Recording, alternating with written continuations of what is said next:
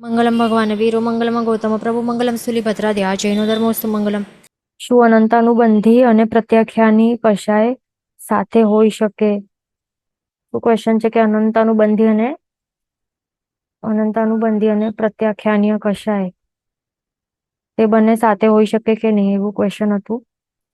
અને તે બંને પરસ્પર વિરોધી હોવાથી સાથે નહીં હોઈ શકે, શું એવી રીતે ક્વેશ્ચન હતું. ઓકે, તો અહીંયા આપણને સમજવાનું ફર્સ્ટ ઓફ ઓલ કે અનંતાનુબંધી અને પ્રત્યાખ્યાની એ બંને પરસ્પર વિરોધી નથી. આ બંને એકબીજા સાથે પરસ્પર વિરોધી પ્રકૃતિઓ નથી, એ ધ્યાન રાખવાનું. પણ એ કોની સાથે પરસ્પર વિરોધી છે? શું અહીંયા દેખાય છે આપણને ટેબલમાં કે અનંતાનુબંધી વગેરે 4 પ્રકારના ક્રોધ એ પોતપોતામાં એ પરસ્પર વિરોધી નથી, પણ શું છે, બાકીના 12 સાથે વિરોધી છે. ઓકે, એ ગડબડ નહીં કરવાની, અહીંયા એ ધ્યાન રાખવાનું. એટલે અનંતાનુબંધી વગેરે 4 ક્રોધ એટલે કયા? અનંતાનુબંધી ક્રોધ, પછી પ્રત્યાખ્યાનીય ક્રોધ, પછી અપ્રત્યાખ્યાનીય ક્રોધ અને કોણ? સંજોલન ક્રોધ. આ 4 ટાઈપના જે ક્રોધ છે, આ 4 ટાઈપના જે ક્રોધ કશાયો છે, તો એ 4 છે ને એ બીજા 12 સાથે વિરોધી છે. એટલે કયા 12? જે અહીંયા દેખાય છે આ 12. એટલે એ કોની સાથે પરસ્પર વિરોધી છે? આ 4 ટાઈપના ક્રોધ એ અનંતાનુબંધી વગેરે 4 જે માન છે, અનંતાનુબંધી વગેરે 4 માયા છે, અનંતાનુબંધી વગેરે 4 લોભ છે, એની સાથે એ પરસ્પર વિરોધી છે. તો એનું મિનિંગ હવે શું બને છે કે જે ક્વેશ્ચન શું હતું કે અનંતાનુબંધી અને પ્રત્યાખ્યાનીય એ બંને સાથે હોઈ શકે ઉદયમાં. તો યસ, શું હોય? જે પણ હવે જે મિથ્યાત્વી જીવ હોય ને, સમજો કોઈ મિથ્યાત્વી જીવ છે, તો મિથ્યાત્વી જીવને આ 4 ક્રોધ છે ને સાથે ઉદયમાં હોય.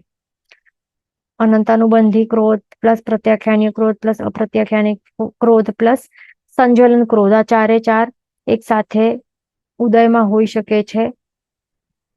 ઓકે, ધ્યાન રાખવાનું. તો એ વખતે જયારે આ ઉદયમાં હોય એટલે કે વિપાક ઉદયમાં તેઓ રહેલા હોય, તો એ વખતે બીજા જે 12 છે એની સાથે કયા 12 વિરોધી છે ને, બાકીના 12, એ જે બાકીના છે 12 એના પ્રદેશોદે ચાલતું હોય છે એ વખતે, ધ્યાન રાખવાનું. એવી જ રીતે જયારે અનંતાનુબંધી વગેરે જે 4 માન છે એ જો વિપાકોદય ચાલી રહેલું હોય, તો બાકીના જે 12 છે એમનું પ્રદેશોદય ચાલતું હોય છે, એના જે બાકીના જે વિરોધી છે એમના કયા છે? આ 4 ક્રોધ, 4 માયા અને 4 લોભ, એ ધ્યાન રાખવાનું. ઓકે, આ ક્લિયર થઈ ગયું ક્વેશ્ચન. હવે આગળ ચાલવાનું છે, આગળ નેક્સ્ટ ટોપિક ઉપર. એ કેવી રીતે આપણને ક્વેશ્ચન આવી શકે છે? અહીંયા આપણને શું દેખાય છે? વૈક્રિય દ્વિક દેખાય છે. અહીંયા આપણને વૈક્રિય દ્વિક છે, આ ઉદય વિચ્છેદ પ્રકૃતિઓ બતાવે છે. તો એનું ઉદય વિચ્છેદ ક્યાં થઈ જાય છે? વૈક્રિય દ્વિકનું ચોથા ગુણસ્થાનકના અંતે શું થાય છે? એનું ઉદય વિચ્છેદ થઈ જાય છે ને વૈક્રિય દ્વિકનું. તો એવી રીતે આપણને ક્વેશ્ચન આવી શકે છે કે કોઈ એવા સાધુ ભગવંતો હોય, તો સાધુ ભગવંતો હોય તો કયા ગુણસ્થાનકે હોય? આવા સર્વવીરતી ગુણસ્થાનકે હોય, આવા પ્રમથ સંહિત ગુણસ્થાનકે, 6ઠા ગુણસ્થાનકે તેઓ રહેલા હોય ને સાધુ ભગવંતો. અને કોઈ એવા શ્રાવકો હોય તો શ્રાવકો 5મા ગુણસ્થાનકે, દેશ વિરત ગુણસ્થાનકે રહેલા હોય. તો આ 2 ગુણસ્થાનકે રહેલા કોઈ શ્રાવક હોય કે સાધુ મહારાજ હોય, તો એમને હોઈ શકે છે કે એમને વૈક્રિય લબ્ધિ એમને પ્રગટ કરી હોય, એમના પાસે રહેલી હોય, વૈક્રિય લબ્ધિધારી હોઈ શકે તેઓ. તો પછી તેઓ એવા હોય તો પછી એ વૈક્રિય શરીર ક્રિએટ કરી શકે છે ને. જે સાધુ ભગવંત હોય સર્વવીરતી ગુણસ્થાનકે, તો 6ઠા ગુણસ્થાનકે વૈક્રિય શરીર બનાવી શકે છે લબ્ધિથી. અને જે શ્રાવક હોય 5મા ગુણસ્થાનકે, તે પણ બનાવી શકે છે વૈક્રિય શરીર લબ્ધિ દ્વારા. તો પછી અહીંયા એવી રીતે આપણને ક્વેશ્ચન થઈ શકે છે કે તો અહીંયા ઉદય છે, અહીંયા ઉદય વિચ્છેદ શા માટે અહીંયા બતાવે છે અહીંયા આપણને આ કર્મ ગ્રંથમાં, કર્મસ્તવમાં, કે વૈક્રિય દ્વિકનું અહીંયા ચોથા ગુણસ્થાનકના અંતમાં જ અહીંયા ઉદય વિચ્છેદ થઈ જશે, તો પછી આગળ તો ઉદય આવવું નહીં જોઈએ, આ જે આપણે ભણ્યા એના હિસાબે, રાઈટ? તો એવી રીતે ક્વેશ્ચન આવી શકે કે એવી રીતે પાંચમા છઠ્ઠા ગુણસ્થાનકે શ્રાવક કે સાધુને જેમને વૈક્રિય લબ્ધિધારી હોય તો એમને ઉદય આવી શકે છે પાંચમા કે છઠ્ઠા ગુણસ્થાનકે, તો પછી અહીંયા કેમ નથી બતાવ્યું એવી રીતે? તો હવે રીઝન શું છે? આન્સર શું છે? રીઝન શા માટે નથી બતાવ્યો? કારણ કે જે આપણે પહેલા આ જો યાદ હોય તો આપણે ભણ્યું હતું કે જે આ ઉદય વિચ્છેદ જે પણ આપણે ભણી રહ્યા છીએ ને, એ કોના હિસાબે છે, કયા પર્સપેક્ટિવ થી છે? એ કોઈ એ ભવધારણીય જે વૈક્રિય શરીર હોય જેમનું હોય એના પર્સપેક્ટિવ થી આ આપણને ભણાવવામાં આવેલું છે. આ ભવધારણીય વૈક્રિય શરીર ધારી ના હિસાબે, તો ભવધારણીય વૈક્રિય શરીર કોને હોય? ભવથી ભવધારણીય વૈક્રિય શરીર, તો એમના હિસાબે એવી રીતે બતાવ્યું છે, એ ધ્યાન રાખવાનું. તો ભવધારણીય વૈક્રિય શરીર ધારી કોણ હોય? બે જ હોય ને, ચાર ગતિ હોય, ટોટલ ચાર ગતિ વાળા હોય જીવો, તો મનુષ્ય હોય. તો શું મનુષ્યને અહીંયા સોનલબેન મૈસરીનું આન્સર આવ્યું છે દેવ અને નારક, તે રાઈટ છે.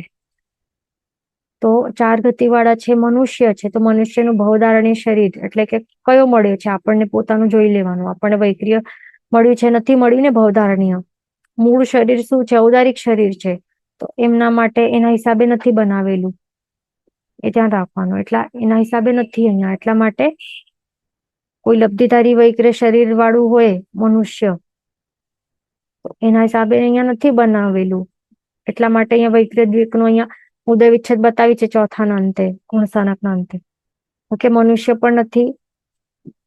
કોઈ તિર્યંચો હોય તો એમનું શરીર કેવું હોય? વૈક્રિય શરીર હોય એમનું, ભવધારણીય નહીં. એમનું પણ ઔદારિક હોય છે, પણ ખાલી દેવ હોય છે, દેવતાઓ બધા અને નારકીઓ હોય, બધા દેવતાઓ અને બધા નારકીઓ, તો એમનું ભવધારણીય શરીર કેવું હોય છે? વૈક્રિય હોય છે. ભવથી જ એમને ભવ જ એવું મળ્યું છે દેવતાનું કે નારકીનું, એના કારણે એમને શરીર પણ એવું જ મળ્યું છે વૈક્રિય. મૂળ શરીર, ઓરિજિનલ શરીર વૈક્રિય જ મળ્યું છે. તો એમના પર્સપેક્ટિવથી, જેમનું પણ ભવધારણીય શરીરો છે, એમના પર્સપેક્ટિવથી આ આપણને કર્મગ્રંથ કર્મસ્તવમાં આપણને શાસ્ત્રકાર ભગવંતે બતાવ્યું છે. તો એક ખાસ ધ્યાન રાખવાનું. એટલા માટે અહીંયા એમને કહેવાનું કે અહીંયા તો રોંગ બતાવ્યું છે, રોંગ શીખવાડ્યું છે, એવી રીતે નહીં. કઈ અપેક્ષાએ આપણને ભણાવ્યું છે, તો તે અપેક્ષા અહીંયા બતાવ્યું છે, એ ધ્યાન રાખવાનો પોઈન્ટ. ઓકે, એટલા માટે અહીંયા વૈક્રિય દ્વિકનો અહીંયા ઉદય વિચ્છેદ બતાવે છે ચોથા ગુણસ્થાનકના અંતે, કારણ કે દેવતા ને નારકી એ ચોથા ગુણસ્થાનકથી ઉપર તો નહીં જઈ શકે ને, તે સેમ ભાવમાં. દેવતાઓ સમકીર્તિ હોઈ શકે પણ એનાથી વધારે ચાલીને શ્રાવક નથી બની શકતા, વ્રત નિયમ નાનું પણ લઈ નથી શકતા. નારકીઓ માટે પણ સેમ, સંકીર્તિ હોઈ શકે પણ શ્રાવક નથી બની શકતા તેઓ તે ભાવમાં. એટલા માટે અહીંયા વૈક્રિય દ્વિકનું અહીંયા ઉદય વિચ્છેદ અહીંયા ચોથાના અંતે બતાવ્યું છે, એ ધ્યાન રાખવાનું. તો આ પોઈન્ટ આપણું ક્લિયર થઈ ગયું. હવે નેક્સ્ટ ક્વેશ્ચન આપણે આ કરીએ ડિસ્કસ. નેક્સ્ટ ક્વેશ્ચન, હવે સમજો કે ક્વેશ્ચન આપણે સમજી લઈએ. ક્વેશ્ચન શું આવી શકે છે કે કોઈ મનુષ્યને સમજો કે આપણે શાસ્ત્રમાં આપણે કે વ્યાખ્યાન પ્રવચનમાં આપણે સાંભળ્યું હશે ને કે એક રાણી છે, એ એક રાજા હતો, રાજાનું નામ ચંદ્રરાજા. સાંભળ્યું છે એનું એક સોંગ પણ છે, નાવ નાવરે સૂરજ કુંડના જળમાં, સૂરજ કુંડનો જળ પવિત્ર છે, નાયા છે ચંદ્રરાજા કુકડો મટીને, રાજા થયો થયો વર્ત્યો જય જયકાર, નાવ નાવરે સૂરજ કુંડના જળમાં. સાંભળ્યું હશે આ સોંગ? તો આ સોંગમાં શું બતાવે છે કે એક રાણીએ શું કરે છે, જે રાજા છે, ચંદ્ર રાજા છે, એના ઉપર દ્વેષભાવ રહેલું હોય છે, એને શું કરે છે? કુકડો બનાવી નાખે છે. ઓકે, તો આ શું બની જાય છે? આ રાજા કુકડો શું હોય? કુકડો હોય તિર્યંશ ને. એટલે મનુષ્ય છે આ ચંદ્રરાજા, એને શું કરે છે? પગમાં એક કઈ તાવીજ બાંધી નાખે છે, એવું કઈ મેલી વિદ્યાના જોરથી એને કુકડો બનાવી નાખે છે, એટલે તિર્યંશ બનાવી નાખે છે. અને પછી શું કહે છે સ્ટોરીમાં કે સૂરજકુંડ નું જળ પવિત્ર છે. શત્રુંજય ને ત્યાં ખ્યાલ હશે ને, સૂરજકુંડ રહેલું છે, એનું કેટલું પવિત્ર જળ છે, એનો પ્રભાવ બતાવે છે સોંગમાં. કે એમાં એ કુકડો ઘણા વર્ષો સુધી, ઘણા ટાઈમ સુધી એ કુકડો બનીને જ રહે છે આ ચંદ્રરાજા. પણ એમાં જેમ જાય છે સૂરજકુંડમાં, એના પ્રભાવથી શું થાય છે, કુકડો મટીને રાજા બની જાય છે, તૂટી જાય છે. આ પગમાં જે હતું ને બાંધેલું તાવી જેવું મંત્રેલું, તૂટી જાય છે અને પાછો એ મનુષ્ય એ ચંદ્રરાજા રૂપે બની જાય છે. અને ત્યારે જય જયકાર વર્તી જાય છે સૂરજકુંડનું, એ જે શત્રુંજય મહાતીર્થનું, પ્રભુનું, એ બધું પ્રભાવ એ ત્યારે જય જયકાર થાય છે, જૈન શાસનનું જય જયકાર થાય છે. તો એવી રીતે સ્ટોરી છે. તો હવે એમાં પણ એવી રીતે ક્વેશ્ચન આવી શકે છે કે આવી રીતે કોઈ પણ મનુષ્ય છે, આવું ચંદ્રરાજા જેવું જે મનુષ્ય છે, તો એને મંત્ર વગેરેના પ્રયોગથી એવી રીતે કુકડા જેવું તિર્યંચ બનાવી નાખવામાં આવે છે. તો એ વખતે હવે આયુષ્ય કયો ઉદયમાં હોઈ શકે? એનું આ ચંદ્રરાજાનું એ આયુષ્ય કયો હોય? મનુષ્ય આયુષ્ય કર્મ છે કે તિર્યંચ આયુષ્ય કર્મ છે શું? કારણ કે આપણે શું ભણ્યું કે એક ભાવમાં વિપાકોદયથી જ આયુષ્ય કર્મનું ભોગવાય, રાઈટ? એવી રીતે આપણે ભણ્યું ને. મનુષ્ય છે આ તો, ચંદ્રરાજા શું છે? મનુષ્ય. એટલે કે મનુષ્ય આયુષ્ય નું વિપાકોદય ચાલી રહેલું છે, અને એની સાથે બાકીના જે 3 આયુષ્ય કર્મો છે એ તો સત્તામાં છે જ નહીં ને એને. તો પછી સત્તામાં રહેલા જ નથી. તિર્યંચ આયુષ્ય કે નરક આયુષ્ય કર્મ કે દેવ આયુષ્ય કર્મ, આ 3 આયુષ્ય કર્મો તો સત્તામાં રહેલા જ નથી. એ તો બાંધી જ નહીં શકે ને. 2 આયુષ્ય કર્મ હોય જ નહીં. પણ જયારે આવતા ભાવનું એ બાંધશે, ત્રીજા ભાગમાં જયારે પણ એ બાંધશે, તો ત્યારે એનું પણ વિપાકોદય થોડી થાય. એ તો સત્તામાં એમનું એમ બેઠેલું હોય. બીજો જે 2nd નંબરનું આયુષ્ય કર્મ, રાઈટ? એ તો એનું વિપાકોદય તો થાય જ નહીં. એ તો એમનું એમ પડેલું હોય, બાધા કાળમાં બેઠેલું હોય, બાધા નહીં આપે, વિપાકોદયમાં તો આવે જ નહીં, એનું પ્રદેશોદય પણ નહીં થાય. તો પછી આ એક્ઝામ્પલમાં થયું શું? પછી આ કુકડો બની ગયો તો ત્યારે એનું મનુષ્ય આયુષ્ય કર્મ હતું વિપાકોદયમાં કે તિર્યંચ આયુષ્ય કર્મ આવી ગયું વિપાકોદયમાં, ને આવી જ નહીં શકે તો શું થયું શું? એવી રીતે ક્વેશ્ચન આવી શકે છે. તો હવે અહીંયા આપણને એ સમજવાનું છે. સમજો કે એવી રીતે આપણે માની લઈએ કે સમજો કે આ ચંદ્રરાજા હતો, તો એ મનુષ્યાયુષ્ય કર્મ એનું વિપાકોદય ચાલી રહેલું હતું, અને એ ભોગવી રહ્યો છે મનુષ્યાયુષ્ય કર્મ. ઓકે. પણ સમજો કે એને એના આખા આયુષ્યના 3જા ભાગે, એટલે 2 ભાગો પસાર થઈ ગયા બાદ 3જા ભાગે અહીંયા, અને સમજો એમ માનવામાં જો આવે કે તિર્યંચ આયુષ્ય કર્મનું બંધ કરી દીધું, અહીંયા આવતા ભાવનું તિર્યંચ આયુષ્ય કર્મનું બંધ અહીંયા કરી દીધું. ઓકે. એટલે સત્તામાં હવે અહીંયા તિર્યંચ આયુષ્ય કર્મ અહીંયા આવી ગયું હોય, તો પણ હવે શું થાય કે આ બાંધી દીધું છે ને આવતા ભાવ માટે, આ તિર્યંચ આયુષ્ય કર્મ પરભવ માટે, તો એનું એક કર્મ દલિક પણ એ આગળ અહીંયા આવી નહીં શકે. ઓકે. કોઈ પણ ટાઈપનું ઉદીર્ણાકરણ કરીએ કે અપવર્તનાકરણ કરીએ, કોઈ પણ કરણ કરીએ, એના દ્વારા એ જલ્દીથી ભોગવવાનું સ્ટાર્ટ એ કરી જ નહીં શકે. એ પોસિબલ જ નથી બિલકુલ પણ.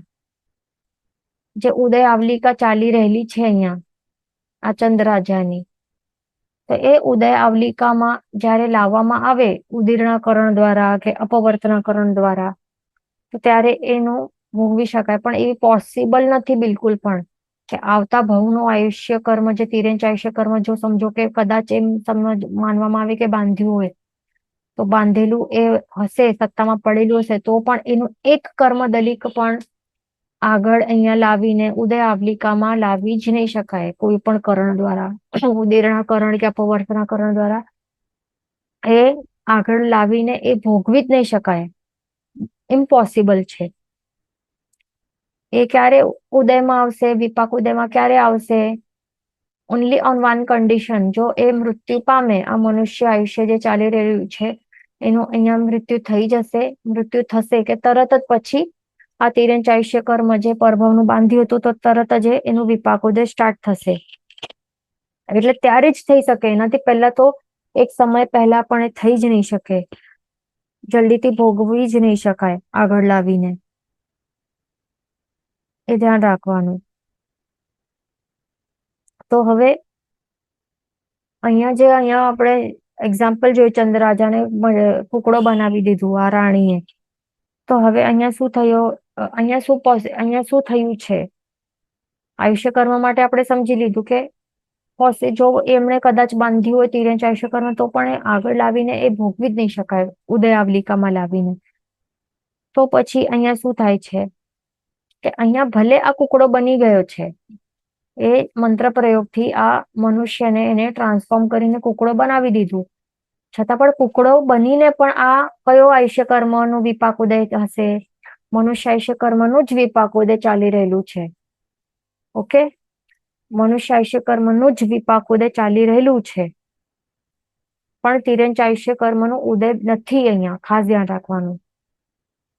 આ પોઈન્ટ નંબર 1 ક્લિયર થઈ ગયું. હવે પોઈન્ટ નંબર 2 માં શું સમજવાનું છે કે આપણે શું ભણ્યું હતું કે આપણે ગતિ પ્રાયોગ્ય કર્મ આપણે શું ભણ્યું હતું કે જે પહેલા ગુણ સ્થાનક થી કરીને જીવ 8મા ગુણ સ્થાનકના 6ઠ્ઠા ભાગ સુધી એ શું કરી શકે છે? ગતિ પ્રાયોગ્ય કર્મોનું બંધ કરે છે કન્ટિન્યુઅસલી, પ્રતિ સમય, દરેક સમય ભણ્યું તો યાદ છે ને? તો હવે ગતિ પ્રાયોગ્ય કર્મો એ પહેલા ગુણ સ્થાનક થી 8મા ગુણ સ્થાનકના 6ઠ્ઠા ભાગ સુધી કન્ટિન્યુઅસલી બાંધતો હોય છે. તો હવે આ ચંદ્રરાજા શું છે? મનુષ્ય છે. તો આ મનુષ્ય એ ગતિ પ્રાયોગ્ય કર્મો એ કયા કયા બાંધી શકશે? તો મનુષ્ય માટે આવતા ભાવ માટે કેટલી ગતિઓ ખુલી હોય? 4 ટાઈપની ગતિઓ એના માટે ખુલી હોય ને. મનુષ્ય એ મરીને મનુષ્ય બની શકશે પાછું, કે તિર્યંચ બની શકશે, કે દેવતા પણ બની શકશે, કે નારકી પણ બની શકશે. એટલે કે 4 ગતિઓ ખુલી છે એના માટે. ઓકે, તો એ 4 ગતિમાં જઈ શકે છે. એટલા માટે એ આવતા ભાવમાં આ 4 ગતિમાં કઈ પણ ગતિમાં જઈ શકશે. એટલા માટે એ મનુષ્ય એ પહેલાથી કરીને 8મા ગુણ સ્થાનકના 6ઠ્ઠા ભાગ સુધી કન્ટિન્યુઅસલી આવતા ભાવ એટલે કે ગતિ પ્રાયોગ્ય કર્મોનું બંધ પ્રતિ સમય કરતું હોય. જેવા જેવા અધ્યવસાય ચાલી રહેલા હશે તો એવા એવા એ બંધ કરતું જ હશે. મનુષ્ય ગતિ કે તિર્યંચ કે દેવ કે નારકી, 4 ગતિ પ્રાયોગ્ય કર્મોનું બંધ કન્ટિન્યુઅસલી ચાલુ જ હોય. દેટ મીન્સ એના સત્તામાં જે સત્તામાં એમાં શું હોય છે? 4 ગતિના કર્મ દલિકો હોય છે. 4 ગતિના, રાઈટ? તો હવે તેમાંથી મનુષ્ય ભાવમાં મનુષ્ય ગતિના કર્મ દલિકોને એ શું કરશે? વિપાકોદયથી ભોગવતો જશે. શું કરશે? આ જે ચંદ્રરાજા છે એ હમણાં શું છે? મનુષ્ય છે ને ચંદ્રરાજા. તો એ હમણાં શું ભોગવશે? કઈ ગતિ નામ કર્મ વગેરે એ શું ભોગવશે? માત્ર મનુષ્ય ગતિ નામ કર્મ નહીં, જે પણ ગતિ પ્રાયોગ્ય હોય છે, જે પણ કર્મો એ કયો એ ભોગવશે વિપાકોદયથી? તો મનુષ્ય ગતિ પ્રાયોગ્ય કર્મો, એમાં મનુષ્ય ગતિ નામ કર્મ એ આવી જાય છે, તો એ વિપાકોદયથી ભોગવશે. અને બાકીના જે 3 છે ગતિના, તિર્યંચ ગતિ નામ કર્મ, દેવગતિ નામ કર્મ, નરક ગતિ નામ કર્મ, આ 3 એ પ્રદેશોદયથી ભોગવશે. ઓકે, એ તો ક્લિયર છે ને? આપણે લાસ્ટ ક્લાસમાં બધું ડિસ્કશન કર્યું હતું. તો હવે એના ઉપર આ ચંદ્રરાજાને એના પર મંત્ર પ્રયોગ થયો છે. એને મનુષ્યમાંથી મટીને કુકડો બનાવી દેવામાં આવેલું છે આ રાણી દ્વારા. અને કુકડો શું છે? તિર્યંચ છે. એટલે આયુષ્ય ભલે મનુષ્ય આયુષ્ય કર્મનું વિપાકોદય ચાલી રહેલું છે ને, પણ હવે એના માટે શું સમજવાનું કે એના ચંદ્રરાજાના કે કોઈ પણ મનુષ્યના સત્તામાં આપણે હમણાં જોયું કે ચારે ચાર ગતિ વાળા કર્મો, ગતિ પ્રાયોગ્ય કર્મો એ સત્તામાં રહેલા હોય છે. તો હવે કુકડો જયારે એમને બનાવી એટલે કે મંત્ર પ્રયોગથી એ બનાવી દીધું એને કુકડો, તો પછી મનુષ્ય ગતિ નામ કર્મનું વિપાકોદય બંધ થાય. અને તિરંજ બનાવી દીધું તો તિરંજ ગતિ નામ કર્મનું વિપાકોદય અહીંયા સ્ટાર્ટ થાય છે. ઓકે, એટલે તિરંજ ગતિ પ્રાયોગ્ય જે કર્મો છે એનું વિપાકોદયથી ભોગવશે. દેટ મીન્સ જે પણ એને કુકડો એઝ અ કુકડો, જે સમજો કે કુકડો કોઈ હોય, તિરંજ આ કુકડો હોય, તો એને શું ખાવા માટે ગમે, શું ખાય, શું પીએ, કેવા ટાઈપનો બિહેવિયર કરે, કેવા ટાઈપના કયા કર્મો વિપાકોદયથી ચાલુ રહેલા હોય કુકડાને, કયો સંગણ નામ કર્મ હોય ને કુકડાને, કુકડાના જીવ, કુકડાના ભાવ ના અનુરૂપ કયા કયા કર્મો નું વિપાકોદય હોય કુકડાને, સાચા કુકડાને, તો તે બધા એ વિપાકોદયમાં આવી જશે આ કુકડાને હવે. ઓકે, એટલે એ બધું વિપાકોદય સ્ટાર્ટ થશે અને બાકી બીજા બધા કર્મો છે એનું શું થશે, પ્રદેશોદય સ્ટાર્ટ થઈ જશે. એટલે મનુષ્ય ગતિ નામ કર્મનું શું થશે, પ્રદેશોદય હવે સ્ટાર્ટ થઈ જશે. દેવ અને નારકી, દેવ અને નરક ગતિ નામ કર્મ વાળા જે પણ એના રિલેટેડ કર્મો છે બધાના પ્રદેશોદય સ્ટાર્ટ તો છે, ચાલુ જ છે, ચાલુ રહેશે, એ ધ્યાન રાખવાનું. તો એવી રીતે થાય છે. પણ આયુષ્ય કર્મ માટે આ બિલકુલ ઇમ્પોસિબલ છે. આયુષ્ય કર્મ તો એ કયો હશે, મનુષ્ય આયુષ્ય કર્મ જ રહેલું હશે.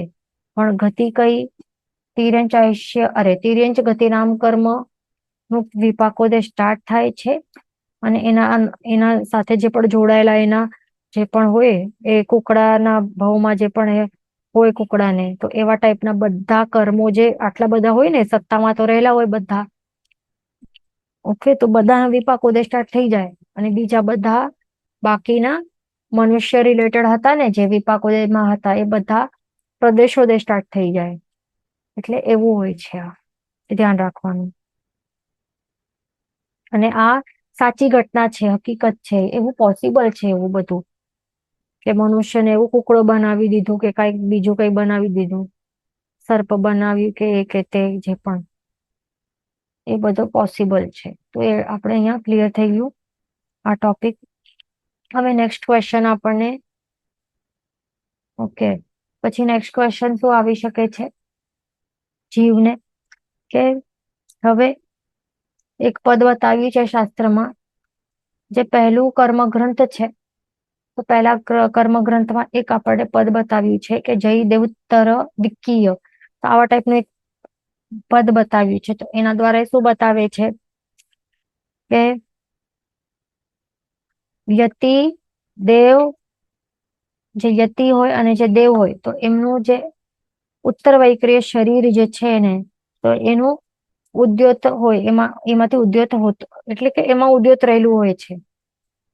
બરાબર, એટલે કે શું, જે પણ યતિ હોય એટલે કે યતિ એટલે કે શું સમજવાનું, સાધુ, કે સાધુ ભગવંત હોય, સર્વવીરતીતર સાધુ ભગવંત હોય કે કોઈ દેવતાઓ હોય, તો તેઓ જયારે ઉત્તર વૈક્રિય શરીર બનાવે ને, આ એક ઓરિજિનલ મૂળ શરીર છે, એનાથી જુદું બીજા કોઈ શરીરો બનાવે ને તો એને શું કહેવાય, ઉત્તર વૈક્રિય શરીર કહેવાય છે.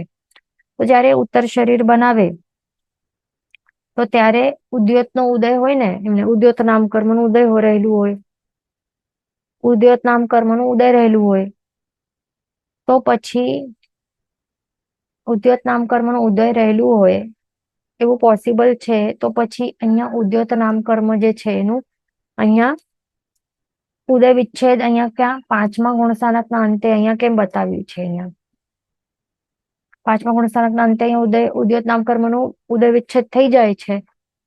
તો પછી કોઈ છઠ્ઠા ગુણસ્થાનકે, સર્વવીરતીધર ગુણસ્થાનકે, પ્રમત્ત સહિત ગુણસ્થાનકે રહેલા કોઈ યતિ એટલે કે સાધુ ભગવંતો હોય, તો પછી તેઓ જયારે ઉત્તર વૈક્રિય શરીર બનાવી શકે છે, તે પણ બનાવી શકે, અથવા તો તેઓ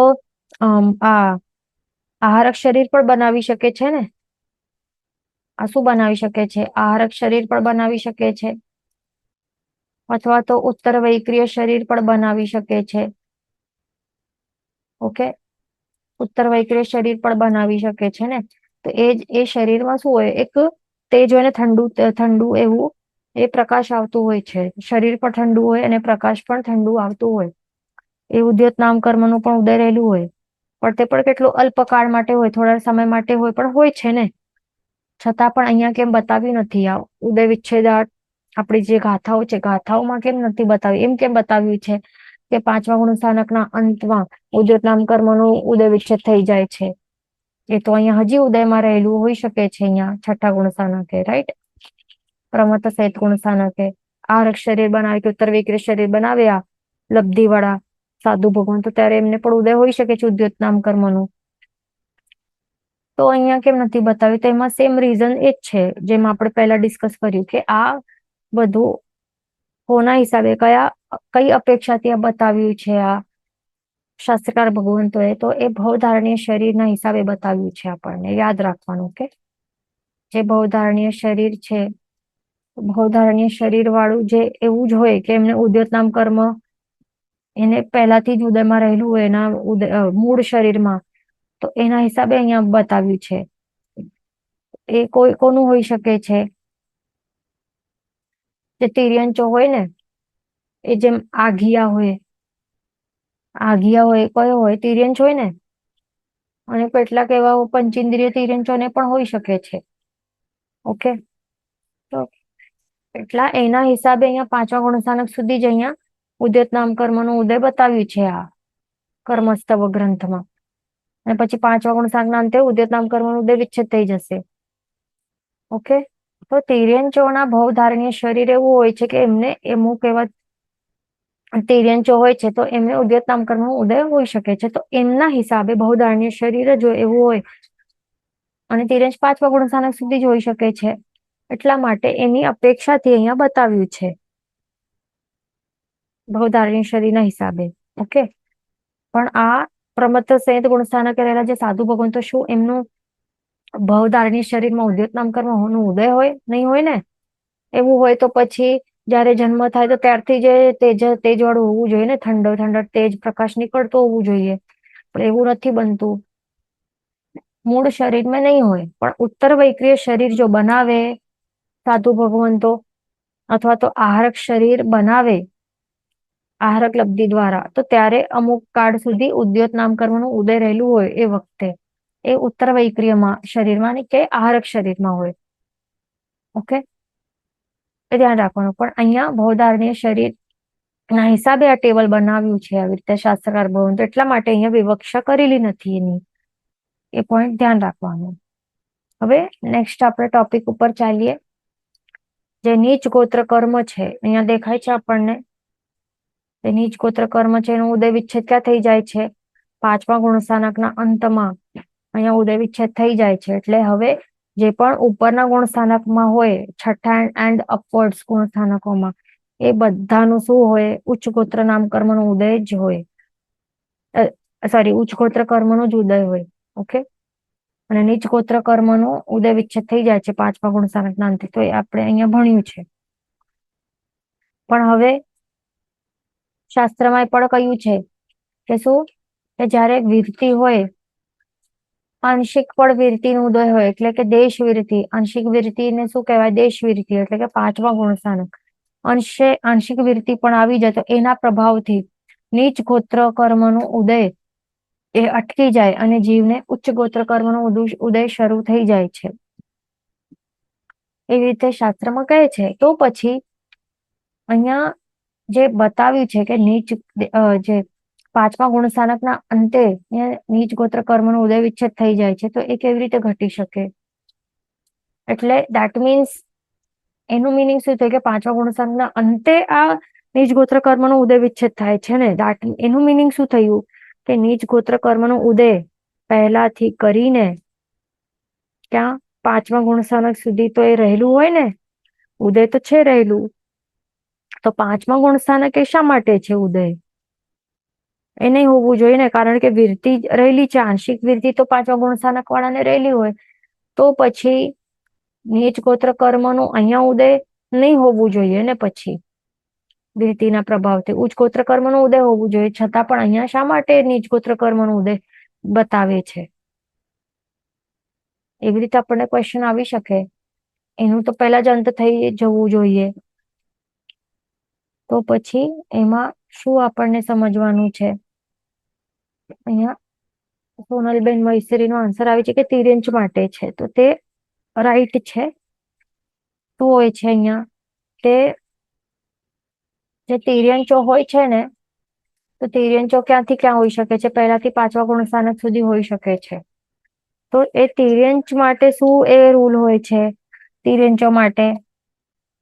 અને એ પણ માત્ર તિર્યંચ માટે નહીં, પણ નારકી માટે પણ એક એવો રૂલ હોય છે કે તે તિર્યંચ હોય અને જે નારકીના જીવો હોય ને, એ બંનેને ભવ સ્વભાવે, એટલે જે આવું ભવ મળ્યું છે ને, તિર્યંચ અને તિર્યંચ વાળું ભવ, અને નારકીને નરક વાળું આવું ભવ મળ્યું છે ને, આ ભવ સ્વભાવથી જ એમને શું હોય છે કે નીચ ગોત્ર કર્મ એમને ભવ ધ્રુવોદય હોય છે.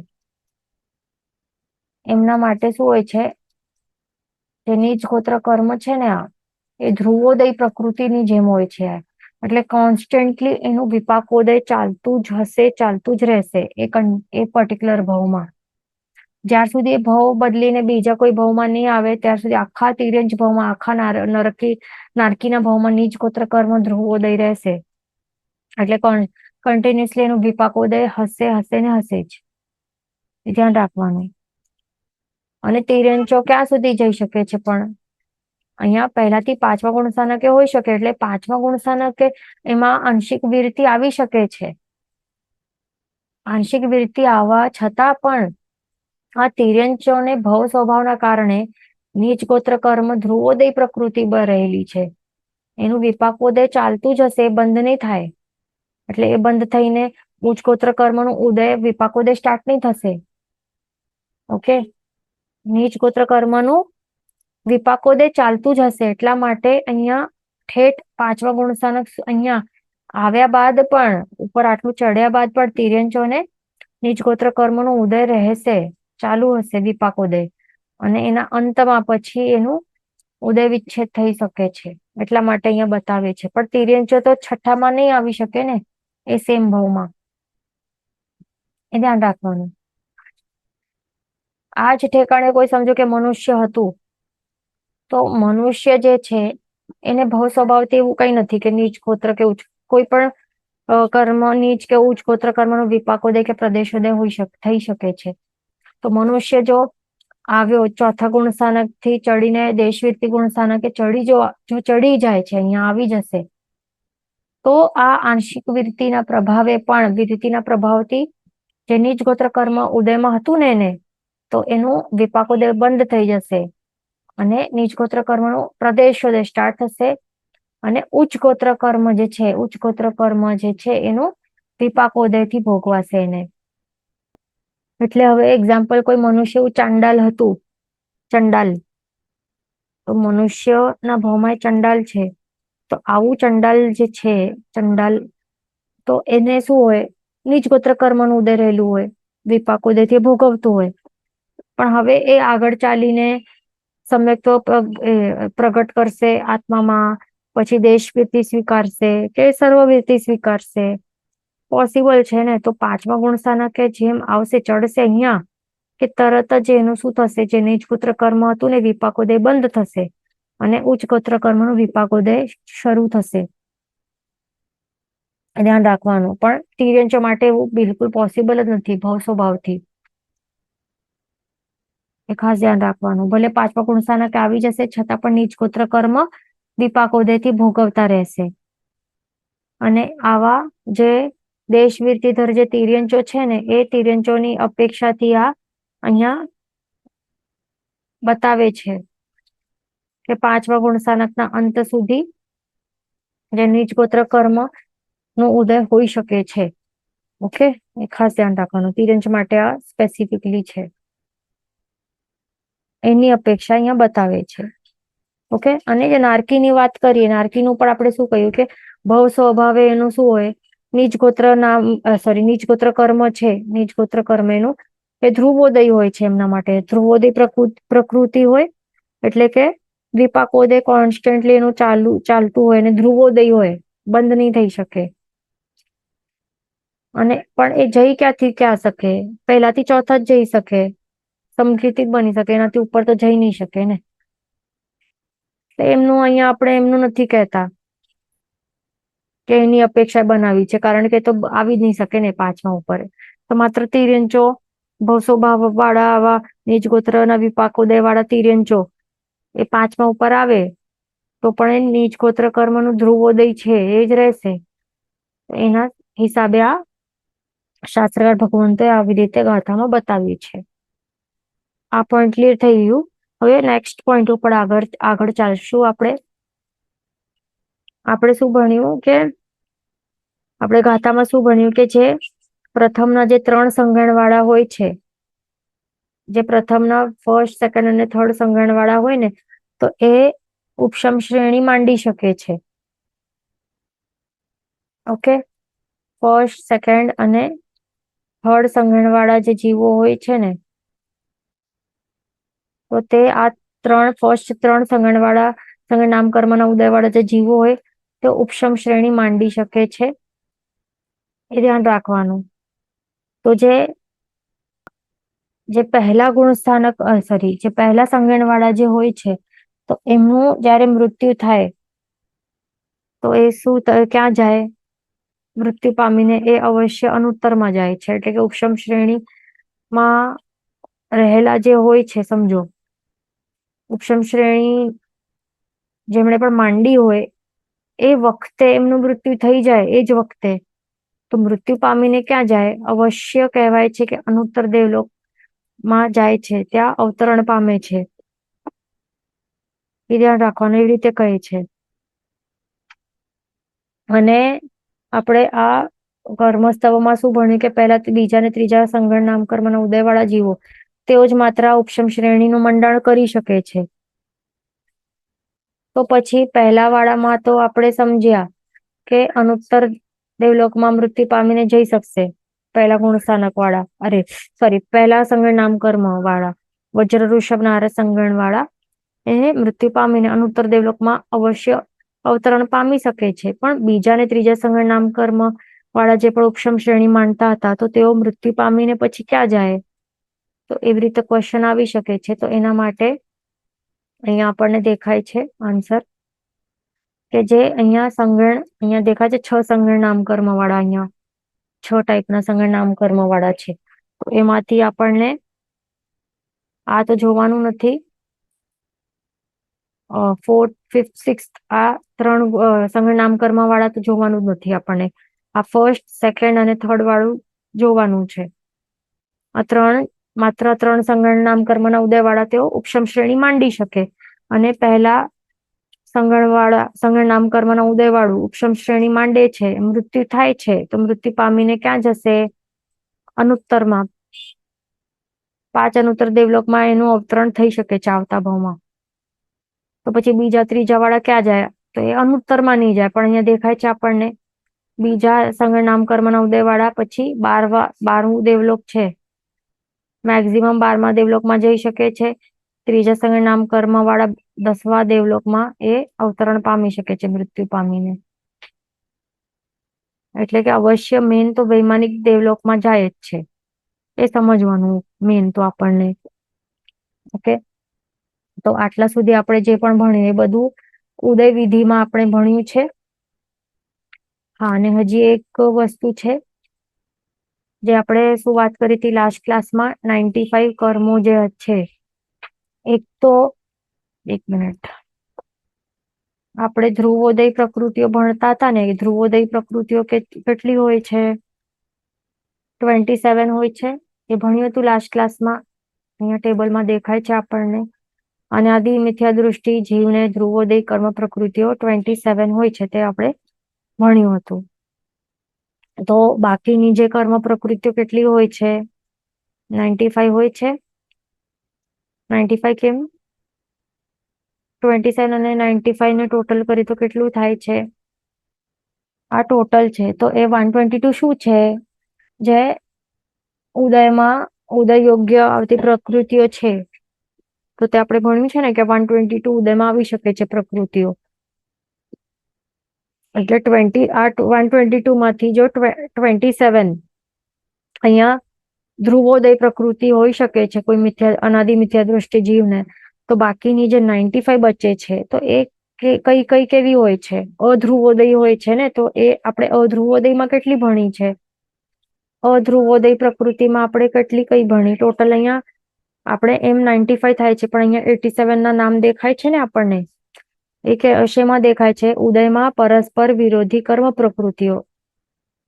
એમાં કેટલી દેખાય છે? 87 દેખાય છે માત્ર.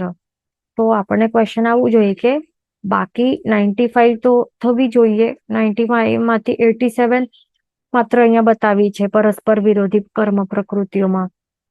એટલે જે ધ્રુવોદય હોય એ કેવા હોય? કોન્સ્ટન્ટલી વિપાક ઉદય ચાલતું જ હોય ને, કન્ટિન્યુઅસલી વિપાક ઉદય ચાલતું જ હોય. અને અહીંયા જે 87 બતાવી છે, 87 નું શું હોય છે? આ પરસ્પર વિરોધી પ્રકૃતિઓ છે એકબીજા કોઈક અમુકની સાથે. એટલે કે સમજો કે જે શાતા વેદનીય કર્મ જે છે, જો એનું વિપાક ઉદય ચાલતું હોય તો એની જે પરસ્પર વિરોધી પ્રકૃતિ છે અશાતા વેદનીય, એનું પ્રદેશોદય તે ભોગવાય છે. એન્ડ વાઇસ વર્સા, એ બધા માટે એવી રીતે છે એનું મિનિંગ. ઓકે, તો આ 87 માટે છે. તો બાકીની કેટલી બચે છે? 8 બચે છે ને, તો ત્યારે 95 બને ને. તો 8 પ્રકૃતિઓ વિશે શું આપણને શું છે એના વિશે, તો તે આપણે સમજી લઈએ. તો અહીંયા આપણને કેટલી પ્રકૃતિઓ દેખાય છે? 8 પ્રકૃતિઓ દેખાય છે અહીંયા આપણને. તો આ 87 જે અહીંયા દેખાય છે તે પ્લસ આ 8 છે, આ 8 પ્રકૃતિઓ. તો 8 પ્રકૃતિઓનું શું છે કે શું હોય છે? તો આ શું હોય છે? જે સંકિત મોહનીય કર્મ છે, મિશ્ર મોહનીય કર્મ, આ બે મોહનીય, દર્શન મોહનીય ના બે, પછી ભય, જુગુપ્સા, નોકશા ચારિત્ર મોહનીય કર્મ, આ બે, પછી જીન નામ કર્મ, ઉપઘાત નામ કર્મ, પરાઘાત નામ કર્મ અને ઉચ્છ્વાસ નામ કર્મ, આ 4. એટલે 4 મોહનીય અને 4 નામ કર્મ, ટોટલ મળીને આ 8 પ્રકૃતિઓ થાય છે. તો તેઓ કોઈ પણ વસ્તુ પર ડિપેન્ડન્ટ રહેલા નહીં હોય આ પ્રકૃતિઓ. એટલે એક ક્યારેક અમુક સિચ્યુએશનમાં કોઈક ઉદયમાં હોય, વિપાક ઉદય હોય છે. અમુક સિચ્યુએશન, એટલે એવી સિચ્યુએશન નહીં હોય તો નહીં હોય ઉદયમાં, બરાબર. એટલે ફોર એક્ઝામ્પલ અહીંયા જે એટલે કે આ જરૂરી નથી કે આ ધ્રુવોદય તો છે જ નહીં. આ 8 છે એ ધ્રુવોદય પ્રકૃતિ નથી, એ મેઇન તો ધ્યાન રાખવાનું. એટલે કોન્સ્ટન્ટલી એનું વિપાક ઉદય ચાલતું જ હોય, ચાલતું જ રહેવું જરૂરી છે એવું કઈ નથી એવું. ઓકે, ધ્રુવોદય પ્રકૃતિઓ નથી આ. અમુક સિચ્યુએશન હોય તો ત્યારે એ ઉદયમાં આવે છે, અને નહીં હોય તો એ નહીં આવે ઉદયમાં. એવી છે આ પ્રકૃતિઓ. હવે એક્ઝામ્પલ છે સંકિત મોહનીય કર્મ. તો એનું વિપાક ઉદય ક્યારે સ્ટાર્ટ થાય? તો જ્યારે જે એક ક્ષક્ષમિક સંકિતી જીવ હોય છે, તો ક્ષક્ષમિક સંકિતી જીવ હોય તો એને જ ઉદયમાં હોય ને. સંકિત મોહનીય કર્મ ઉદય ચાલતું હોય, વિપાક ઉદય થી ભોગવતો હોય છે, રાઈટ. તો ત્યારે જ આ ઉદયમાં હોય છે. ક્ષક્ષમિક સંકિતી જીવને જ ઉદયમાં હોય, રાઈટ. બીજા કોઈને નહીં હોઈ શકે કોઈ પણ સિચ્યુએશનમાં. પછી જ્યાં મિશ્ર મોહનીય કર્મ, તો મિશ્ર મોહનીય કર્મ ક્યારે ઉદયમાં હોય? માત્ર ત્રીજા ગુણ સ્થાનક જ ઉદયમાં હોય ને, બાકી કોઈ પણ સિચ્યુએશનમાં ઉદયમાં નહીં હોય. જીવ જયારે ત્રીજા ગુણ સ્થાનક આવે ત્યારે જ ઉદયમાં આવે. વિપાકોદય થી ત્યારે ભોગવાય. ઓકે, અહીંયા વિપાકોદય ની વાત છે. પ્રદેશોદય થી તો એ મિશ્ર મોહનીય એ ભોગવાતું પણ હોય બાકીના સિચ્યુએશનમાં, સત્તામાં હોય તો. ઓકે, એટલે આ વિપાકોદય ની વાત છે, એ ધ્યાન રાખવાનું. પછી ભય અને જુગુપ્સા, નોકશા ચારિત્ર મોહનીય કર્મ, આ બંને ક્યારે હોય? એવી યથાયોગ્ય સિચ્યુએશન હોય તો ત્યારે એ વિપાકોદય થી જીવ ભોગવે છે. ઓકે, પછી જીન નામ કર્મ, જો જીન નામ કર્મ ક્યારે વિપાકોદય થી એ વિપાકોદય થી ભોગવે જીવ? જો એ જીવ છેલ્લા ત્રીજા ભાવમાં એ બાંધીને પછી નિકાચિત કર્યું હોય તો જ પછી છેલ્લા ભાવમાં અને એ પણ 13મા ગુણ સ્થાનકે જયારે જીવ આવે તો ત્યારે જ એ વિપાકોદયથી એ ભોગવવાનું સ્ટાર્ટ કરે. એનાથી પહેલા એ પ્રદેશોદયથી એ ભોગવે. બાંધ્યા બાદ, નિકાચિત કર્યા બાદ એ પ્રદેશોદયથી ભોગવે. એટલે કે છેલ્લા 3જા ભાવથી જ એ પ્રદેશોદયથી ભોગવવાનું એ સ્ટાર્ટ કરે છે.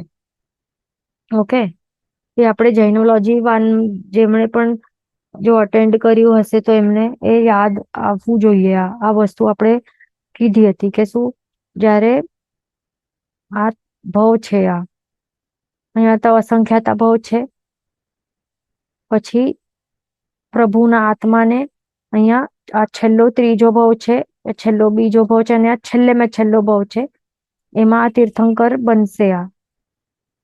તો આ છેલ્લા 3જા ભાવમાં શું કરે છે? પ્રભુનો જીવ, તીર્થંકર ભગવાન અરિહંતનો જીવ શું કરે છે? અહીંયા જીન નામ કર્મ બાંધે છે અને નિકાચિત કરે છે.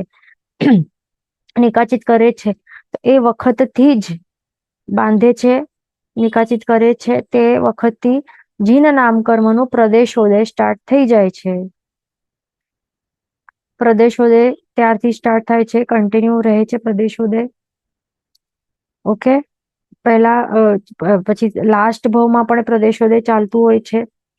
આ પ્રદેશોદયના પ્રભાવના કારણે શું થાય છે? જે ચ્યવન કલ્યાણક, જન્મ કલ્યાણક, પછી દીક્ષા કલ્યાણક, એ મેઇન પ્રસંગ છે. તો એ વખતે જે પણ એવી મેજિકલ વસ્તુઓ થાય છે ને, તો એના કારણે થાય છે. આ જીન નામકર્મના પ્રદેશોદયના કારણે શું થાય છે? ચ્યવન કે જન્મમાં એ બધું વૃદ્ધિ સમૃદ્ધિ થાય છે ને, પિતાને બધું રત્નો આ બધા વરસાવે ને બધું શું કરે છે? 14 મહાસ્વપ્ન આવે છે માતાને, માતા ગુપ્ત ગર્ભા હોય, વેદના નિધા એક્સેટ્રા બધા જે પણ વસ્તુઓ જે પણ થાય છે, જ્યાર સુધી પ્રભુને કેવલ જ્ઞાન પ્રગટ નથી થતું એ પોઈન્ટ, એ સમય સુધી જેના નામકર્મનું પ્રદેશોદય ચાલતું હોય. ઓકે, પ્રદેશોદયથી એ ભોગવાય છે જેના નામકર્મ, અને એના પ્રભાવથી બધું એ શું થાય છે? દીક્ષા કલ્યાણ વગેરે એ પ્રસંગો એકદમ બહુ સરસ એવા બધા જે પણ મેજિકલ વસ્તુઓ, જે ઇન્દ્ર પોતે આવે ને બધું જે કરતા હોય છે ભવ્યતાથી, બધું વસ્તુઓ પ્લસ શાતા અનુભવતા હોય છે એક સમય માટે, ક્ષણભર માટે. આ નરકના જીવો પણ, એ બધું જે પણ વસ્તુ થાય છે, બધા પ્રદેશોદય, જેના નામકર્મના પ્રદેશોદયના કારણે. ઓકે, પછી જે સમયે તીર્થંકર ભગવાનને શું થાય છે? કેવલ જ્ઞાન પ્રગટ થાય છે, તો એક્ઝેક્ટલી એ સમયથી હવે શું થશે? જીન નામ કર્મ એટલે કે તીર્થંકર નામ કર્મનું વિપાકોદય સ્ટાર્ટ થશે તે સમયથી. એ બધું જ આપણે જૈનોલોજી પાર્ટ 1 જ્યારે આપણે ભણાવ્યું હતું 3-4 વર્ષ પહેલા, ત્યારે એમાં એ બધું વાત કરી હતી. ઓકે, તો એ પછી વિપાકોદય કે રસોદયથી ભોગવાનું સ્ટાર્ટ કરશે પ્રભુ. એટલે એના પ્રભાવથી વિપાકોદય એટલે મેનું સાચો જે ફળ છે એનું એ બતાડશે. હવે સમવસરની રચના થશે, પછી પ્રભુ શું કરશે? આ ધર્મતીર્થની સ્થાપના કરશે એક્સેટ્રા. જે પણ વસ્તુ અતિશય છે, અષ્ટમહાપ્રાતિહાર્ય છે એક્સેટ્રા, એ બધું એના પછી વિપાક છે, વિપાકોદય છે જીન નામ કર્મનું. ઓકે, અહીંયા આપણે વાત હવે કમ્પ્લીટ કરી લઈએ. ઉપઘાત નામ કર્મ, પરાઘાત નામ કર્મ અને ઉચ્છ્વાસ નામ કર્મ, એનું પણ ક્યારે, એ પણ વિપાકોદય ક્યારે થાય? જ્યારે જેવું એવું એવા સિચ્યુએશન રહેલા હોય તો ત્યારે એ થાય. ઓકે, આપણને એવા કોઈ બધાને એવા કંઈક ને કંઈક એવા અંગ જે મળેલા નથી આપણને, કે જે પોતાને જે નડતા હોય છે, પડજીબી હોય કે છઠ્ઠી આંગળી હોય કે એવું, કોઈ બધાને એવું નથી. કોઈકને હોય, કોઈકને નહીં હોય, એ બધું હોય. ક્યારેક થાય, ક્યારેક નહીં થાય. ઓકે, એટલે ઉપઘાત નામ કર્મ નો ઉદય આપણને વિપાકોદય નહીં હોય તો એ આપણે સમજી શકીએ, જો આપણને એવું અવ્યય નહીં મળેલું હોય તો. એ ધ્યાન રાખવાનું. અને પરાઘાત નામ કર્મ જે છે, એમાં પણ શું છે કે કોઈ એવું પરાઘાત પામી જાય સામેવાળું, એ ક્યારેક એવું પોસિબલ થાય, ક્યારેક નહીં થાય. સામેવાળું, 1 મિનિટ. પછી શું છે કે ઉચ્છ્વાસ નામ કર્મ, તો ઉચ્છ્વાસ નામ શ્વાસોશ્વાસ પર્યાપ્તિ પૂરી થઈ જાય અને પછી ત્યારે એનું ઉદય થાય. એટલે કે અપર્યાપ્ત અવસ્થા વાળા જે હોય છે તો એને ઉદયમાં નહીં હોય.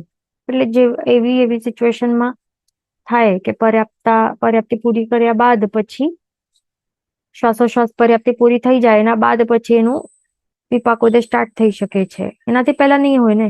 એટલે પોતપોતાની યથાયોગ્ય સિચ્યુએશનમાં એનું વિપાકોદય હોય. અહીંયા ક્વેશ્ચન છે કે સેકન્ડ લાસ્ટ ભાવમાં પણ પ્રદેશોદયથી ભોગવાય તો શું ત્યારે પણ કંઈક ડિફરન્ટલી તે ભાવમાં થાય? તો એ પ્રદેશોદયથી ભોગવાતું હોય છે પણ ત્યારે હવે દેવતાના ભાવમાં ત્યારે દેવતાના ભાવમાં હોય તો ત્યારે એ શું હોય છે એવું ખાસ એવી રીતે કઈ એવું બતાવ્યું એટલે વાંચવામાં આવ્યું નથી. પણ ત્યારે પ્રદેશોદયથી ભોગવાતું હોય છે તો ડિફરન્ટલી શું થાય છે એ આટલું ખાસ એવું ખ્યાલ નથી. પણ પ્રદેશોદય ત્યારે અવશ્ય શરૂ થઈ જાય છે છેલ્લા ત્રીજા ભાવ ઓનવર્ડ્સ.